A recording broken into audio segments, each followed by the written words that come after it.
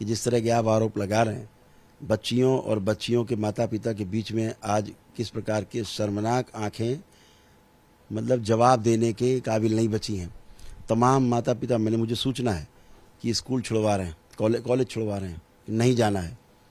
क्यों? ये जो एक ट्रस्ट कम हो रहा है परिवारों के बीच में, ऐसी गलत हम स्मृतियों पर ही काम करते हैं। माता पिता और बच्चों के बीच में, पति पत्नी के बीच में मतलब एक संदेह का वातावरण जो इन्होंने पैदा किया है कि 25 साल के होते होते 4-5 जगह मुंह मार देती हैं लड़कियां, हाँ, टेस्ट ड्राइव करती 4-5 जगह, फिर शादी करती हैं, 16 साल से कम उम्र तक विवाह कर देना चाहिए।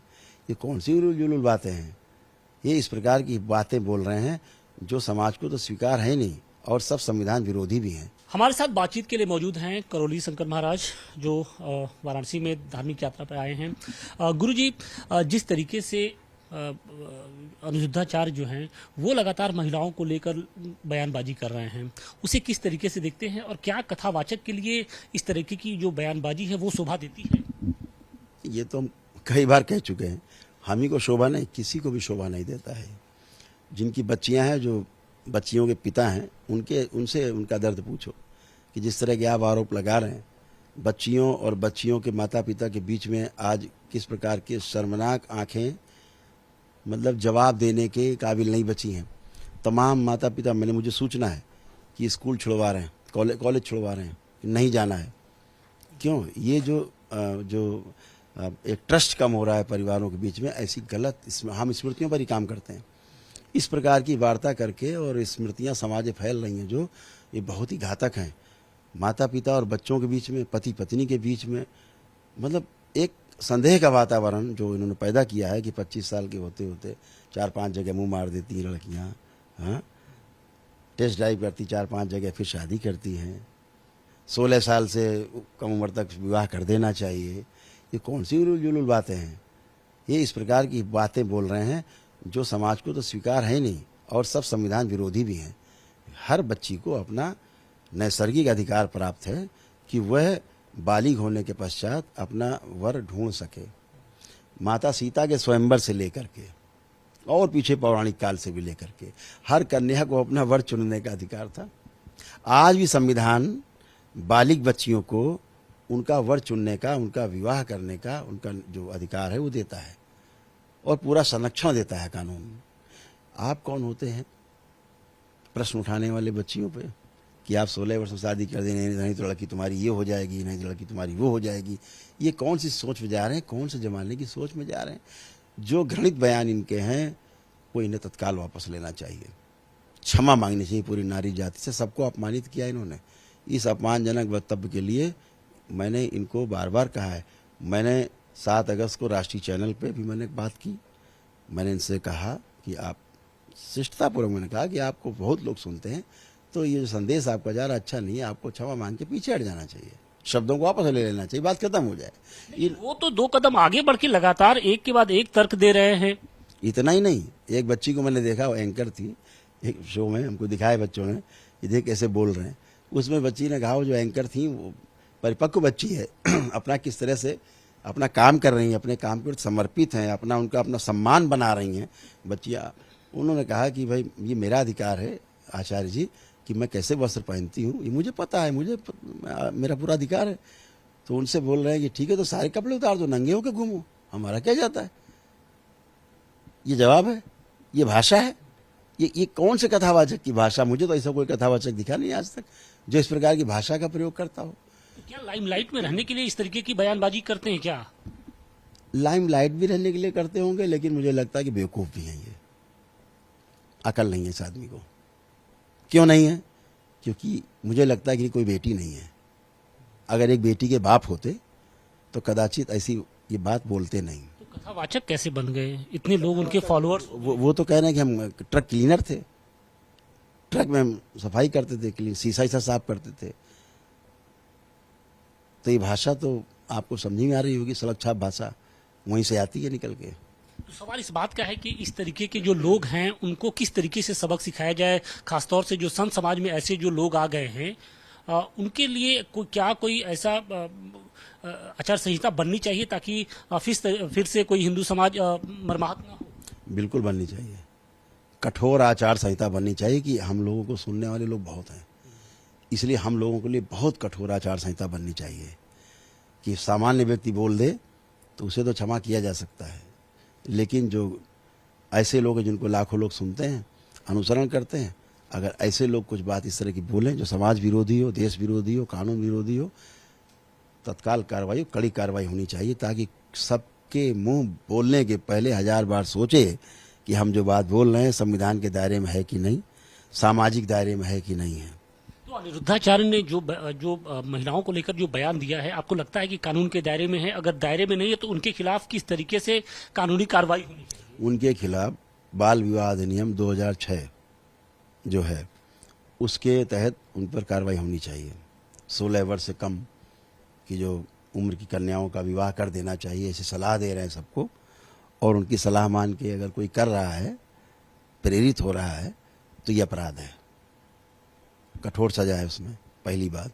दूसरा, ऐसी बच्चियों का विवाह हो गया इनके कहने से, उनके फॉलोअर मान लीजिए कर लिए, वो बोलते हैं हमने फॉलोअर के लिए हम बोल रहे हैं, तो फॉलोअर को क्या बोल रहे हैं, कुएं में कूद जाओ, तो फॉलोअर को बोल रहे हैं, मान लीजिए फॉलोअर ने बच्ची की शादी कर दी, तो कानून कहता है कि ये अपराध है और ये रेप है, चाहे पति ही क्यों ना करे, पत्नी बच्ची के साथ संसर्ग शादी करके अगर वो बालिग नहीं है तो रेप की श्रेणी में आता है, बलात्कार की श्रेणी में आता है, तो ये उसके भी दोषी हैं, जो पास्को एक्ट है उसके भी दोषी हैं। ये इनके विरुद्ध मुकदमे दर्ज होने चाहिए और इनके खिलाफ कड़ी से कड़ी कार्रवाई होनी चाहिए, गिरफ्तारी होनी चाहिए, ताकि कोई आगे से इस तरह के वक्तव्य ना दे। और मेरा तो जितने धर्माचार्य हैं, खासतौर से जो कथावाचक हैं, मेरा उनसे कहना है, धर्माचार्य तो हमारे शांत रहते ही, उनसे कोई पूछेगा तो बोलेंगे वो, लेकिन जितने कथावाचक महोदय हैं, मेरा उन सब से हाथ जोड़ के करबद्ध निवेदन है, सभी से निवेदन है कि जो कथावाचकों की छवि को ये धूमिल कर रहे हैं, मैं भी कथावाचकों को सुनता हूँ, कुछ कथावाचक हैं देश में से जिनको मैं सुनता हूँ, तो जो कथावाचकों की छवि धूमिल हो रही है समाज में, वो उस छवि को धूमिल होने से बचाएं और इसके लिए 2 शब्द जरूर बोलें कि ये महिलाओं से, बच्चियों से क्षमा मांगे अपने बोले गए शब्दों के लिए, अपने शब्दों को वापस लें। समाज में जो परिवार में के अंदर जो विश्वास है, वो विश्वास बना रहे हमेशा, ये प्रयास सबको करना। संतों पर भी विश्वास बना रहे। समाज का एक जो बड़ा धड़ा है वो संतों को फॉलो करता है, संतों की बातों पर अमल करता है, लेकिन जब इस तरीके के संत सामने आकर जब बातें बोलते हैं तो कहीं ना कहीं जो लोग हैं वो भी आहत होते हैं। देखिए, संत का अर्थ क्या है? स्वांत। सन्यासी का क्या अर्थ है? सन्यासी भी नहीं है ये, सन्यासी होते अस्वांत की होते, स्व का, तो वो भी नहीं कर पाए हैं। सन्यासी होते मतलब संपूर्णता में न्यास हो गया होता, कण कण में अपने को देखते, हर कण कण अपने में देखते। अगर ऐसा हो गया होता तो ये प्रश्न ही नहीं उठाते, बात ही नहीं करते। आप कथावाचक हैं, आपका जो काम करिए, आपको कौन रोक रहा है? इस प्रकार के मुद्दों पर जब आपको नहीं बात करने की अकल है तो आप क्यों बातें कर रहे हो? कुछ शिक्षा दीक्षा लिए होंगे, उन्होंने कुछ महसूस किया होगा, तभी वो इतनी बातें कह रहे हैं। मुझे तो अभी तक यही पता लगा कि ट्रक क्लीनर है, इसके आगे तो मुझे कुछ पता नहीं लगा। अब वो कह रहे हैं कहीं कुछ उन्होंने कथा था कहनी शुरू होगी, सीख लिया होगा कुछ बातें, किताबें पढ़ ली हैं। किताब पढ़ने से कोई ब्राह्मण नहीं हो जाता, पंडित बन सकता है, विद्वान बन सकता है, विद्वता हो सकती है, ब्राह्मण नहीं होता है। संस्कृत पढ़ने और जिसको संस्कृत नहीं आती है उसके लिए क्या कहेंगे? नहीं, संस्कृत आना ना आना तो भाषा का विषय है, और हम तो कहेंगे संस्कृत सबको सीखनी चाहिए। हमारे रामभद्राचार्य जी का आशय यही रहा होगा कहने का कि संस्कृत इतनी सम्मानित भाषा है, उसको हम आपको कहना भी चाहेंगे। आज जो एक AI जो इन्होंने डेवलप किया है पूरे विश्व में, इसमें AI की धूम है। वो अलग बात है कि वो AI जो बहुत जहरीली है। हम दरबार में रोज 2, 4, 5 लड़के इस तरह के आते हैं जो अपनी मेमोरी खो रहे हैं, दरबार उनको वापस करता है मेमोरी। आप सारे वीडियोस पढ़े मेरे, देखिए आप, क्या अच्छे बच्चे हैं, ब्रिलियंट बच्चे, मेमोरी खो रहे हैं, कैसे चलना ये भूल जा रहे हैं, कैसे खाना है, भोजन सामने रखा, भोजन नहीं कर पा रहे, सोच रहे हैं कैसे खाएं, वो खाना भूल गए हैं, माता पिता को भूल रहे हैं, अपने काम को भूल रहे हैं, घंटे भर का काम 15 दिन में कर पा रहे हैं, इतना स्लो हो गए। दरबार आता है सब स्मृतियाँ दाएं में हटा के स्वच्छ करके, और AI का वो जो गंदगी है, क्योंकि AI इस ग्रह की का इन्वेंशन नहीं है, इसकी बाद में चर्चा करेंगे। लेकिन एआई में जो एक सबसे बड़ी चीज़ आई कि जो भाषा एआई में, आर्टिफिशियल इंटेलिजेंस में सबसे ज़्यादा स्वीकृत है वो संस्कृत भाषा ही है, जिसका शब्द का, वाक्य का अर्थ नहीं बदलता, इधर से चाहे उधर से। तब तो फिर सब संतों को भी संस्कृत आना जरूरी है, क्योंकि संतों को नहीं, सभी को, क्योंकि आने वाले भाई अंग्रेज पढ़ रहे हैं। अभी लंदन का एक स्कूल है, कॉलेज है, उसमें तो अनिवार्य है संस्कृत। वो कह रहे हैं कि साहब ये भविष्य में आने वाली जो भाषा है जिसका वर्चस्व होगा पूरे दुनिया पर, वो संस्कृत होगी। सेंट थॉमस, आप देखिए उसको जाकर के, जाइए आप गूगल में, आपको दिख जाएगा।